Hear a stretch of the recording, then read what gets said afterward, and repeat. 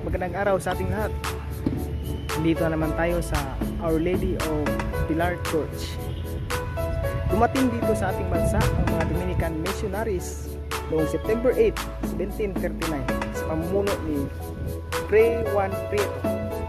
Ang simbahang ito ay nagawa yari sa first class materials and bricks. Ito'y idiniklarang parish sa taong 1741, dedicated to Our Lady of Pilar, mas kilala sa pangalang Nuestra Señora del Pilar.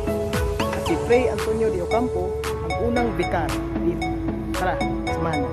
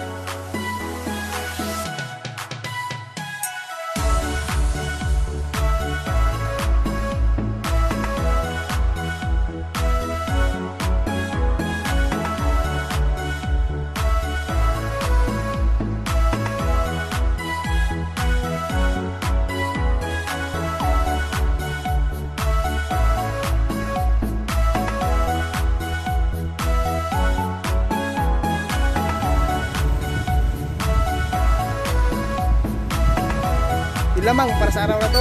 God bless at mabuhay tayo na.